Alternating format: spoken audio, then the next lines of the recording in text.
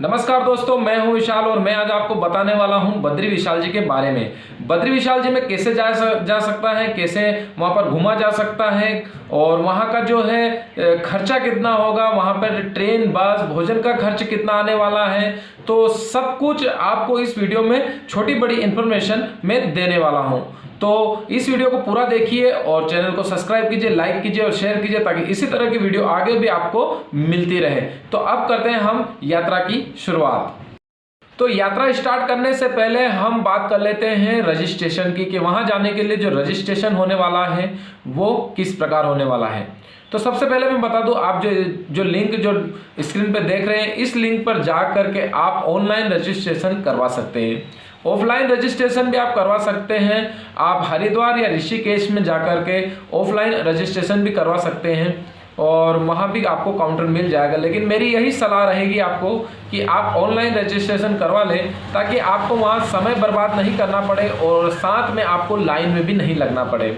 इसके बाद हम बात कर लेते हैं कोरोना रिपोर्ट की। तो कोरोना रिपोर्ट वहाँ पर नहीं मांगी जा रही है और यदि आपको डबल डोज वैक्सीनेशन हो गया है तो आप उसका जो है कार्ड निकलवा लीजिए ऑनलाइन पे जाकर और वो आप साथ में रखें। नॉर्मली मांग तो नहीं रहे हैं लेकिन हो सकता है कभी ज़रूरत पड़ जाए तो आप उसको बता सकते हैं। और उसके बाद में हम अब यात्रा की शुरुआत करते हैं कि यात्रा की शुरुआत हम कहाँ से करेंगे। यात्रा की शुरुआत हमें करनी पड़ेगी हरिद्वार से। यदि आपके शहर से कोई हरिद्वार के लिए डायरेक्ट ट्रेन या बस नहीं है तो आप दिल्ली पहुंच जाइए। दिल्ली से कई बस और ट्रेन जो है हरिद्वार के लिए चलती है। वहां से ट्रेन का किराया लगने वाला है वो लगने वाला है स्लीपर का 185 रुपये और थर्ड एसी का लगने वाला है 505 रुपये और सेकंड एसी का लगने वाला है 710 रुपये और फर्स्ट एसी का लगने वाला है 1175 रुपये। तो आप जो सो भी आपको उचित लगे उसमें आप दिल्ली से हरिद्वार के लिए जा सकते हैं। दिल्ली से हरिद्वार जाने का जो रास्ता है वो है कम से कम 6 घंटे का लगभग और 6 घंटे में आपको ट्रेन है दिल्ली से हरिद्वार उतार देगी। हरिद्वार पहुंचने के बाद आपको वहीं पर रुक जाना है क्योंकि हरिद्वार से आपको जो बस मिलने वाली है वो सुबह मिलने वाली है। यदि आप मॉर्निंग में जल्दी अगर हरिद्वार पहुंच गए हैं तो आपको वहां से जोशीमठ के लिए बस बुक करवा लेना है। लेकिन यदि आप लेट पहुंचे हैं तो आपको फिर उस दिन हरिद्वार में ही रुकना है, वहीं पर मंदिर दर्शन करना है, गंगा माता का दर्शन करना है जो नदी है और उसके बाद में आपको आसपास के जो भी है वहाँ के देखने लायक जो धार्मिक स्थल है उनको दर्शन करना है। उसके बाद में आपको वहाँ पर हरिद्वार में 400 से 2000 तक के रूम मिल जाएंगे और जो धर्मशाला है वो तो लगभग 100-200 रुपये में आपको मिल जाएगी। तो आप वहाँ पर रुक सकते हैं। उसके बाद में आपको एक चीज का ध्यान रखना है कि रात को ही सुबह जोशीमठ की जो बस जाती है उसको बुक करवा लेना है ताकि आपको सुबह कोई दिक्कत नहीं हो। रात को ही बुक करवाने के बाद सुबह से जो है जोशीमठ के लिए आपको निकल जाना है। उसके बाद में आपको जो हरिद्वार से जो जोशीमठ की जो दूरी है वो है लगभग 275 किलोमीटर और आपको लगने वाले हैं 10 से 11 घंटे जोशीमठ पहुंचने में। और वहाँ का किराया जो रहेगा बस का वो रहेगा 600 से 700 रुपये।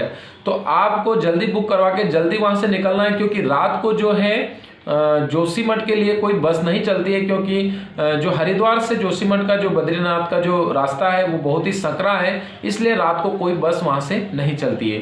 तो आपको जल्दी उठकर जल्दी बुक करवा के और आपको बस से जोशीमठ के लिए निकल जाना है। उसके बाद में जोशीमठ से जो है बद्री विशाल जी की जो दूरी है वो लगभग 45 किलोमीटर है। तो 45 किलोमीटर का जो जीप मिल जाएगी आपको जोशीमठ से, बोलेरो या मार्शल मिल जाएगी वहाँ से, तो वो आपको कम से कम 150 से 200 रुपये लेगा, जिससे 200 रुपये 150-200 रुपये लेकर के वो आपको उतार देगा बद्री विशाल जी में। डायरेक्ट बस हरिद्वार से बद्री विशाल भी चलती है लेकिन 1-2 बस चलती है, लेकिन जो है हरिद्वार से जोशीमठ के लिए कई सारी बसें चलती हैं। तो जो भी आपको अगर यदि डायरेक्ट बस मिल जाए तो अच्छी बात है, वरना इस तरीके से आप बद्री विशाल जी के यहाँ जा सकते हैं। उसके बाद में हम बात करते हैं कि बद्री विशाल जी पहुँचने के बाद में आपको क्या करना है। बद्री विशाल जी में पहुँचने के बाद सबसे पहले खाने रहने की व्यवस्था आपको मैं बता देता हूँ।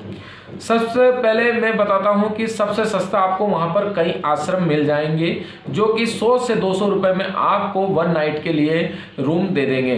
रूम या फिर हॉल मिल जाएगा आपको आश्रम में कि वहां पर आप रुक सकते हैं। बाकी नॉर्मली दूसरा है GMVN का होटल, जो कि उत्तराखंड गवर्नमेंट का है ये, और यहाँ पर बहुत ही सस्ता आपको मिल जाएगा। लेकिन यहाँ पर बुकिंग ऑनलाइन होती है, जिसकी लिंक मैं आपको स्क्रीन पर दे रहा हूँ, तो इस लिंक से जाकर भी आप बुक करवा सकते हैं।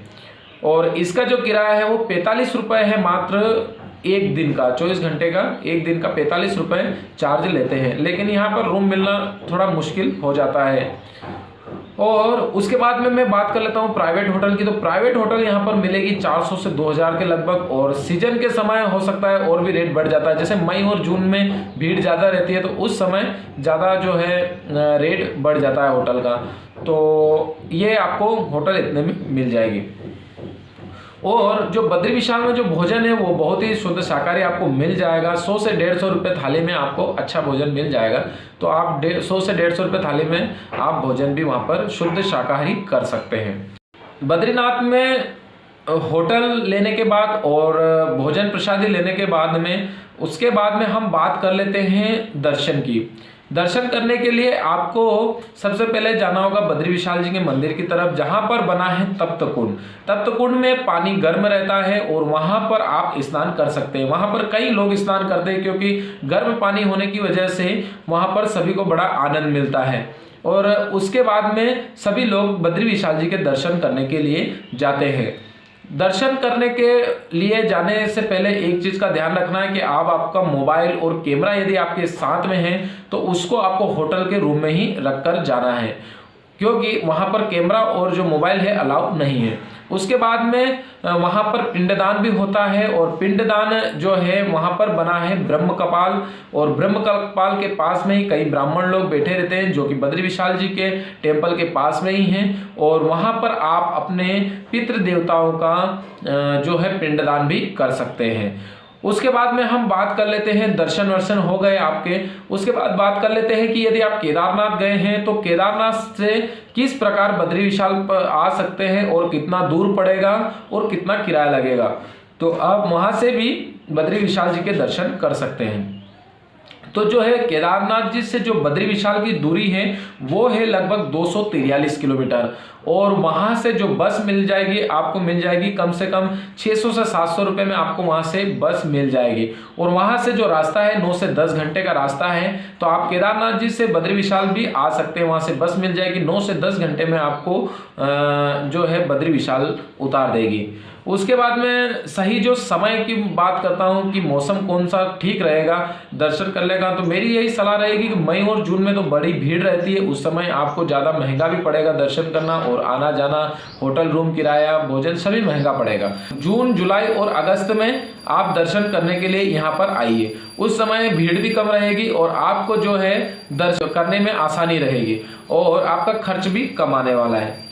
उसके बाद में बात कर लेते हैं कि आपको कितने दिन के लिए यहाँ पर जो है टूर बनाना है। तो आपको यहाँ पर लगने वाले कम से कम 5 से 6 दिन आपको लगने वाले हैं यहाँ पर दर्शन करके जाने के। तो आप कम से कम 5 से 6 दिन लेकर साथ में आए। उसके बाद में बात कर लेते हैं खर्च की। तो जो मई जून में आने वाला है वो खर्च आने वाला है 5 से 6 हज़ार रुपये बद्री विशाल जी के दर्शन करने के लिए। लेकिन वहीं अगर आप जुलाई, अगस्त, सितंबर, अक्टूबर में आते हैं तो आपको लगने वाला है कम से कम 4 हज़ार रुपये। तो 4 हज़ार में भी आप दर्शन कर सकते हैं। तो आप जैसा भी उचित लगे, लेकिन मेरी यही सलाह रहेगी कि आप जुलाई अगस्त के लगभग आइए, क्योंकि मई जून में बहुत ज़्यादा भीड़ रहती है और उस समय जो है आपको थोड़ी भीड़ की वजह से भी बहुत सारी परेशानियां होने वाली है। तो ये हो गई बद्री विशाल जी के दर्शन की जो है पूरी जानकारी। मैं हर एक छोटी बड़ी जानकारी आपको दे दी है, और उसके बाद में अगला वीडियो और भी आएगा मेरा, तो आप उसको भी देख सकते हैं। उसमें एक और नए जगह के बारे में हम जानकारी देने वाले हैं। तो नमस्कार दोस्तों, अब मिलते हैं हम अगले वीडियो में।